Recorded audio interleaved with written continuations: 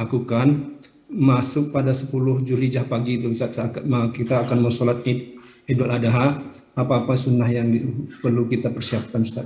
Itu yang pertama. Yang kedua Ustaz, kalau kita terbiasa terbiasa puasa Yaumul Bid, sedangkan 13 itu kan masih hari tasyrik. Apakah kita cukup melakukan Yaumul Bid hanya 2 hari atau gimana Ustaz? Iya. Mungkin Ustaz, jazakallahu khairan. Assalamualaikum. Pertanyaan pertama tadi apa? Sunnah-sunnah sebelum hari Id, Ustaz. Sebelum Id. Nah. Iya. Ya. Jazakumullah khair atas pertanyaannya. Pertama, sunnah-sunnah yang dikerjakan sebelum sholat Id apa saja yang dilakukan? Tentu ketika seseorang sedang beribadah kurban atau sholatul Idul Adha, di antara sunnahnya adalah dia tidak makan sebelum dia pergi sholat Id, agar nanti ketika pulang dia pertama kali yang dia makan adalah hewan sembelihannya. Ya, itu di antara maksudnya kenapa tidak disunnahkan untuk makan sebelum sholat Id, agar nanti makanan yang pertama kali dia dihidangkan kepada dia adalah hewan sembelihannya yang dia korbankan. Maka disunnahkan sebelum sholat Id dia tidak makan terlebih dahulu. Sunnah yang kedua, sunnah yang dilakukan ya ketika kita sedang sholat Id adalah yang kedua adalah kita bersih-bersih badan kita.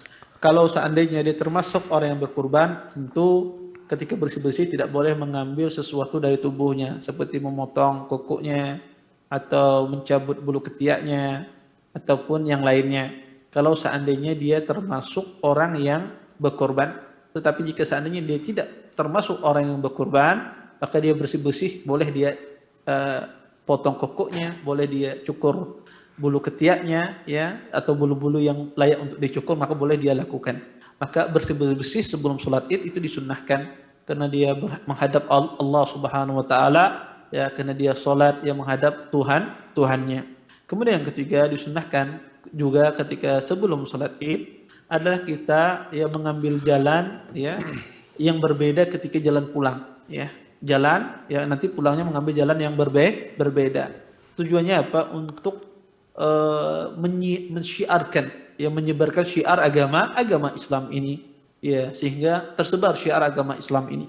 Kemudian yang keempat disunahkan sholat Id, sebelum sholat Id juga mereka bertakbir ya, bertakbir kepada Allah Subhanahu wa taala ketika mereka jalan, ketika mereka pergi, ketika menunggu sholat Id, maka disunnahkan mereka bertakbir ya, bertakbir dalam melaksanakan dalam mengagungkan ya Allah Subhanahu wa taala pada hari ini, karena hari ini yang tidak ada yang diagungkan kecuali Allah Subhanahu wa taala.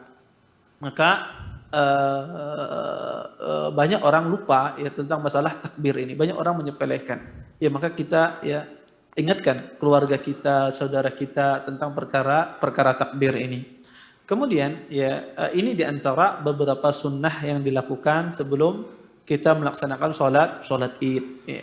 Kemudian pertanyaan yang kedua adalah mengenai hari tasyrik.